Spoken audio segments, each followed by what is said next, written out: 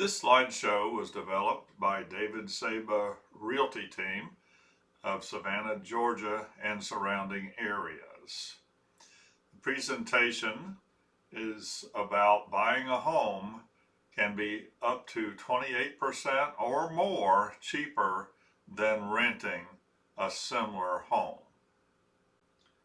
This presentation will take about 15 minutes. Our outline, we're going to talk about buying versus renting, about the mortgage, about rent, federal income tax rates, and how buying can help you save money on your taxes. A couple of disclaimers and additional notes. We will calculate tax deduction on a sample home. We will talk about an example apartment and a comparable home. These numbers won't apply directly to you. This is an example. Every apartment and every home you contemplate buying will be different, but contact us after you watch this presentation and we'll develop a personal analysis for your situation. We're then going to talk about building equity and how that impacts your net cost, tax adjustments and how that affects your net cost, and then present final numbers. After that, we will discuss next steps. A few points on buy versus rent. If you buy, your mortgage rate payment is fixed. If you rent, your rent may increase every 6 to 12 months, as much as 4% or so. If you buy, you're building equity. If you rent, you're buying the property for the landlord, and he or she gets the same equity that could have been yours if you buy. If you buy, you get a tax deduction for interest, taxes, and some closing costs. No tax deduction if you rent. If you buy, your home value increases over time. If you rent, any increase belongs to the landlord. If you buy, you can upgrade and remodel your home. If you rent, the landlord usually will not allow any significant modifications. If you buy, your mortgage is eventually paid off and you have no house payment per se. If you rent, after your rent pays for the property for your landlord, you still pay the landlord for the life of your rental. If you buy and take on a mortgage, the principal and interest are normally constant for the entire term of the mortgage. The principal payment builds equity in your home. If interest rates decrease, you can refinance at a lower rate.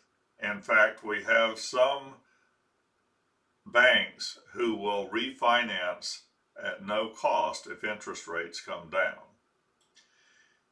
You can deduct interest rates, some closing costs, and certain other costs.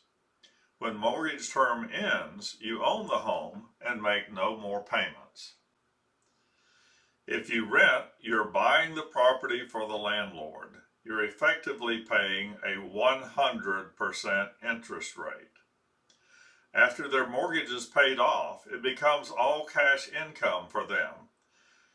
Also, they may charge more than the total cost of the mortgage, maintenance, administration, and so forth. In fact, they usually do. Let's look at federal income tax rates that may affect your cost of the home. If you're a single filer earning about $75,000 a year, or a couple earning about $150,000 per year, you're in a 22% tax bracket. That means that any deductible expenses from your mortgage and so forth, you can get a credit of 22% of that amount on your federal taxes. In most states, you will also save money on your state taxes. We're not going to go into that here. Just realize that if you're in most states, you can also deduct a little more on your state taxes.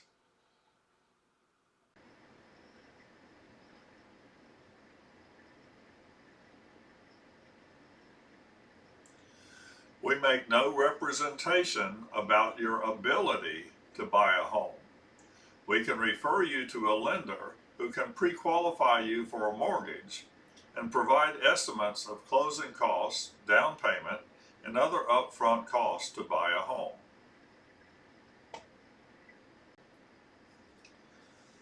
Tax deductions. Interest on your mortgage, mortgage insurance premium, and taxes on your home may be deductible on your income tax at the federal and state level. You may be able to deduct part of your closing costs the first year as well. To keep our analysis simple, we will use the savings on the federal level only. For example, a single filer with $75,000 in taxable income or a couple with $150,000 in taxable income and not taking the standard deduction would be in a 22% tax bracket. You would deduct 22% of your mortgage interest, private mortgage insurance, and property taxes. This may come as a tax refund annually. Another idea would be to adjust your tax withholding at work so the savings show up in your paychecks. Example apartment. This is an actual apartment in the Savannah and Pooler area. A current apartment rental, 3 bedrooms, 2 baths, 1,350 square feet. Rents for $2,408 a month or $28,896 a year. Annual renter's insurance would cost you about $215, bringing your total annual cost of renting to $29,111 or $24.26 a month. A comparable house will sell for $285,000 with a 3.5% down payment on an FHA loan. That would be $99.75. Estimated closing costs $62.43. Estimated reserves deposited in escrow with a lender $5,078. Mortgage insurance premium might be financed with the loan for $48.12, bringing your total loan amount to $279,837. With an interest rate of 6.25%, and we'll adjust this to your actual interest rate when we run your example. The mortgage payment, principal and interest only, would be $1,624.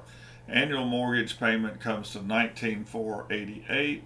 Annual property taxes $42.64. Homeowners insurance $19.50 a year. Private mortgage insurance $1,400 a year. HOA dues $400, and annual home maintenance we're estimating at $26.63. Total cost of buying $24,895. As a homeowner, you will build equity, which of course you don't do if you're renting. Estimated annual appreciation and value of your home is 3% or $85.50. Just for reference, in the last 3 years, home prices have gone up a total of 70% over 3 years. Principal reduction in mortgage $31.31. That's because you're paying off some principal every month when you make your mortgage payment. Total equity gain the first year comes to $11,681. At a constant appreciation rate, appreciation increases each year because it applies to a larger home value. In other words, if you pay $285 for a home and at some future date it's worth $300, then it's 3% of $300,000 instead of 3% of $285. The principal reduction increases each year because interest payments decrease as you pay down the mortgage principal. If you itemize deductions on your federal taxes, you're going to get a tax credit. In our example, the marginal tax rate is 22%. Yours may be different. We'll take that into account when we run your analysis. Tax savings on interest deductions, $37.82. Tax savings on property tax, $9.16. On mortgage insurance payments, $3.30. Your total tax adjustment is $5,028 less taxes you will pay each year. If you change your withholding with your employer, you will get a portion of that back each month. If you don't, you will get it when you file your tax returns in April. Annual after-tax cost of home ownership is $19,867. On the last slide, we talked about equity that you gain. So your net annual cost of buying a home is $8,186. So final numbers. If you itemize deductions, your cost of renting is $29,111 a year. Net annual cost of buying a similar home, $81,886 a year. So you're going to be paying $20,895 more to rent than to buy. So buying costs you 72% less in this example. If you take the standard deduction, then you won't have any tax benefits. So your net annual cost of buying will be $13,210. It still costs $15,901 more to rent than to buy, or in other words, buying costs you 55% less. Next steps. I'm sure some of these numbers you're thinking aren't the same as they would be for you, and that's absolutely correct. This presentation is not your scenario. You probably rent a different apartment at a different price. You're probably thinking of buying a different house than the one we're showing here, and your interest rate is probably different than this. So contact us and we will set up your personal analysis. If you can, we'd love to meet with you in our office and get some numbers from you and an example home you would like to use, and do a detailed analysis for your situation. If you can't come to the office, we'll be happy to meet with you at a Zoom meeting and do the same calculations for you. My contact information is shown here, so give us a text, call, or email. Have a great day.